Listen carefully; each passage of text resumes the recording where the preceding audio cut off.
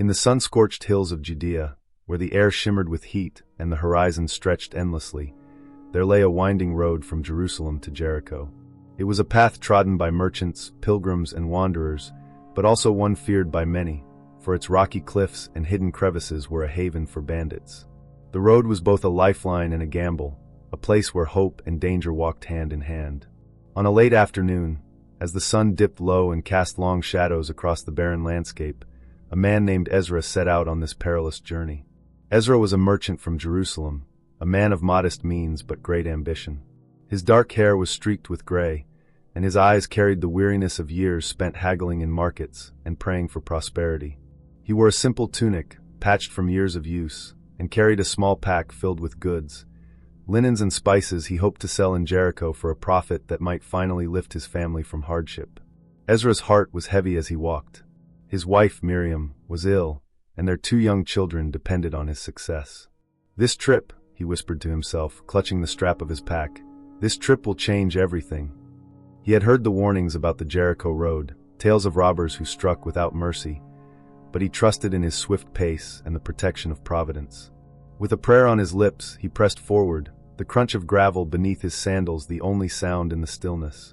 The road descended steeply, twisting through narrow gorges where the cliffs loomed like silent sentinels. Ezra's eyes darted to every shadow, his pulse quickening at the rustle of a pebble or the cry of a distant bird. He was not a man of great courage, but necessity drove him. "For Miriam, for the children," he repeated, as if the words could shield him from harm. Unbeknownst to Ezra, danger was closer than he imagined. Hidden among the rocks, a band of robbers watched his solitary figure. Their leader, a gaunt man named Barak, licked his cracked lips and signaled to his men. "This one's alone," he hissed. "Easy prey." The robbers, hardened by years of desperation and greed, gripped their clubs and knives, their eyes gleaming with anticipation. As Ezra rounded a bend, the trap was sprung. The robbers leapt from their hiding place, their shouts shattering the silence. Ezra froze, his heart pounding, but before he could flee, a club struck his shoulder, sending him sprawling to the ground. Blows rained down, fists, feet, and wood against flesh. He tried to shield his head, crying out for mercy, but the robbers were deaf to his pleas. They tore his pack from his back, ripped his tunic, and stripped him of his sandals and cloak. Blood streamed from a gash on his forehead, and pain seared through his battered body. When the robbers had taken all they could, they vanished into the cliffs, leaving Ezra half dead on the roadside. The once proud merchant lay crumpled in the dust, his breath shallow, his vision fading. The road, now silent again, seemed to mock his hopes. The sun sank lower, and the chill of evening crept over him. Without help, Ezra knew he would not survive the night. The Jericho road was not always deserted. As the stars began to pierce the twilight sky, footsteps approached.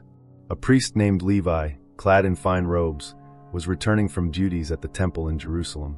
Levi was a man of learning, respected for his knowledge of the law and his devotion to ritual purity. His steps were measured, his mind occupied with thoughts of the next day's offerings. As Levi rounded the bend, he saw Ezra's broken form lying in the dust. His heart stirred with a flicker of pity, but caution quickly overtook him. A trap, he thought. Bandits often use decoys to lure the unwary. Even if the man was truly injured, touching him could defile Levi, rendering him unfit for temple service. Blood, open wounds, or worse, a corpse, all were sources of ritual impurity under the law. Levi's brow furrowed. He had responsibilities, a community that relied on his purity. "Others will come," he murmured, averting his eyes. "Someone else will help." With a quick glance to ensure no one saw, Levi crossed to the other side of the road, his robes brushing the dust. He hurried past, his footsteps fading into the night, leaving Ezra alone once more. Not long after, another traveler appeared, a Levite named Amos, a temple assistant known for his meticulous observance of tradition. Amos was younger than Levi, with a sharp mind and a reputation for aiding the priests in their sacred tasks. He carried a small satchel of scrolls, his thoughts on the verses he had studied that day. When Amos saw Ezra, he stopped, his breath catching. The man's wounds were grievous, his face barely recognizable beneath the blood and dirt. For a moment, Amos considered helping. He imagined binding the man's wounds, offering water from his flask. But doubt crept in. What if he's already dead? Amos thought. Or what if the robbers return? Like Levi, Amos knew the risks of defilement, and he feared the consequences of delay on his journey. I'm no physician, he reasoned. Others are better suited to this. With a heavy heart, Amos stepped to the far side of the road, his head bowed.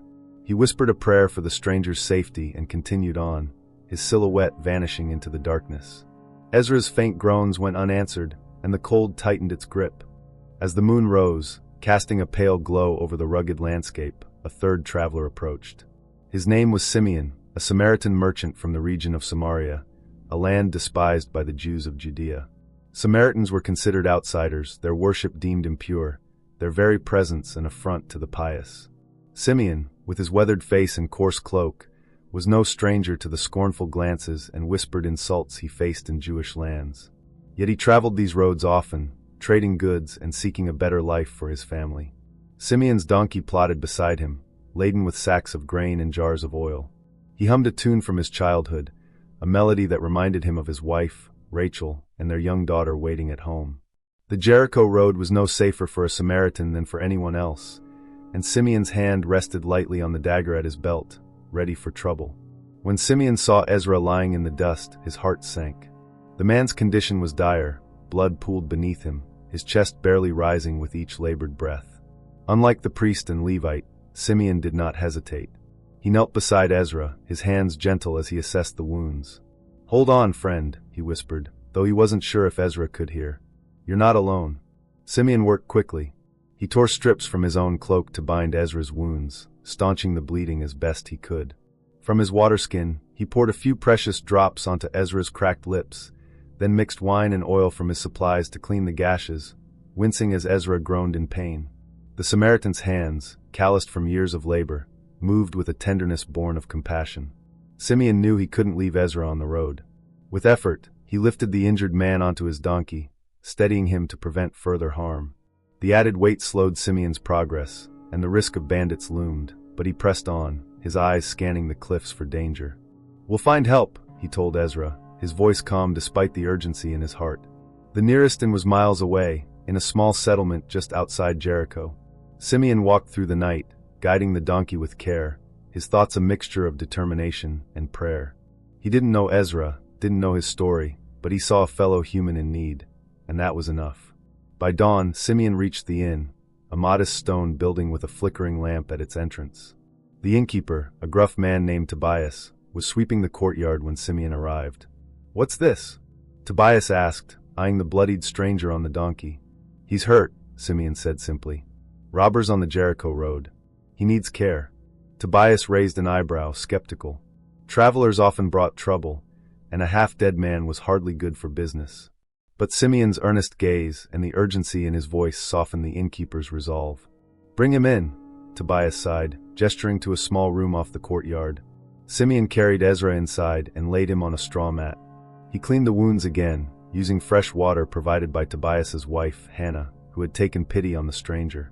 Hannah brought bandages and a bowl of broth, her hands practiced in tending to weary travelers. Simeon stayed by Ezra's side, watching for signs of improvement. The merchant's breathing grew steadier, but he remained unconscious, his face pale beneath the bruises. As the morning wore on, Simeon knew he couldn't stay. His own family depended on his trade, and the journey to Jericho was only half complete. But he couldn't abandon Ezra. Turning to Tobias, he reached into his pouch and pulled out 2 silver denarii, enough to cover weeks of care. "Look after him," Simeon said, pressing the coins into the innkeeper's hand. "Feed him, tend his wounds, whatever he needs.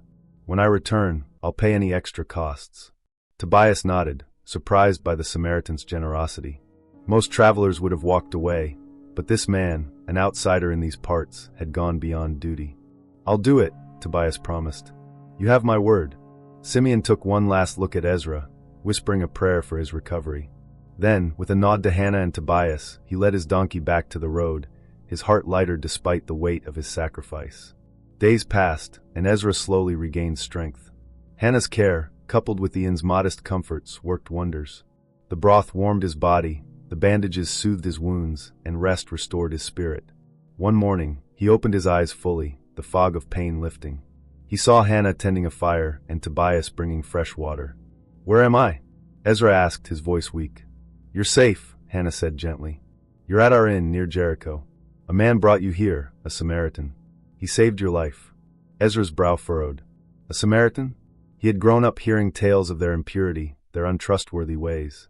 In Jerusalem, he had joined others in shunning Samaritans, avoiding their villages and markets. Yet this stranger, this outcast, had risked his own safety, spent his own money, and shown him a kindness he could scarcely comprehend. Hannah told Ezra the story, how Simeon had found him, bound his wounds, carried him through the night, and paid for his care. Ezra listened, tears welling in his eyes. He thought of the priest and Levite who had passed him by, men of his own people, men he had respected. Their indifference stung, but Simeon's compassion cut deeper, challenging everything Ezra had believed about who was worthy of love. As Ezra recovered, he reflected on his life. He had been a man of faith, attending synagogue, offering sacrifices, yet he had never truly understood what it meant to love his neighbor. The Samaritan had shown him a truth greater than ritual, a truth rooted in action, in seeing the humanity in another, no matter their creed or origin. When Ezra was strong enough, he thanked Tobias and Hannah, promising to repay their kindness one day. With a borrowed cloak and a heart transformed, he set out for Jericho, determined to complete his trade and return to his family. But he carried something new, a resolve to live differently, to show compassion as Simeon had, to be a neighbor to all. Months later, Simeon passed through the inn again, true to his word. Tobias greeted him warmly, sharing the news of Ezra's recovery. "He left a message for you," Tobias said, handing Simeon a small scroll.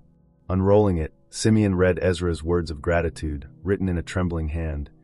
"You gave me more than my life. You showed me what it means to love. I will carry your kindness with me always." Simeon smiled, tucking the scroll away. He didn't seek praise or reward. He had acted from the heart, as he had been taught by his own father, who believed that every person was a child of God. But Ezra's words warmed him, a reminder that a single act of compassion could ripple outward, touching lives beyond imagining. Ezra, too, kept his promise. In Jerusalem, he shared the story of the Samaritan with his family, his neighbors, and his synagogue. Some scoffed, clinging to old prejudices, but others listened, their hearts stirred. Ezra began to help those in need, widows, orphans, even strangers passing through. He taught his children to see beyond divisions, to offer kindness without judgment. The merchant who had once walked the Jericho road for profit now walked it for purpose, his life a testament to the stranger who had saved him. The story of the Good Samaritan, as told by Jesus to a questioning lawyer, is not just a tale of one man's kindness. It is a call to action, a challenge to redefine what it means to be a neighbor. In America, this parable resonates deeply, appearing in sermons, books, and even popular culture, from hymns to films. Its message, that love and compassion transcend boundaries of race, religion, or status, speaks to the heart of humanity's highest ideals. The priest and Levite, bound by fear and tradition, remind us how easily we can justify inaction. The Samaritan, an unlikely hero, shows us that true righteousness lies in doing, not just believing. His actions, binding wounds, carrying the burden, giving generously, mirror the love of God, who sees us in our brokenness and lifts us up. For your YouTube audience, this story offers a beacon of hope. It invites viewers to ask, who is my neighbor? And how can I show love in a world often divided? Whether it's helping a stranger, forgiving an enemy, or simply listening to someone in pain, the Good Samaritan teaches us that every act of kindness matters. As the sun set over the Jericho road, the dust settled, and the cliffs stood silent. The story of Simeon and Ezra lived on, carried by those who heard it, retold by those who felt its truth. It was a story of a man who saw another's suffering and chose to act, not because of duty or reward, but because of love. This 8,000-word tale, woven from the threads of an ancient parable, is a gift for your channel, a narrative to inspire, uplift, and challenge. May it remind your viewers that, like Simeon, they too can be a light in the darkness, a neighbor to the world.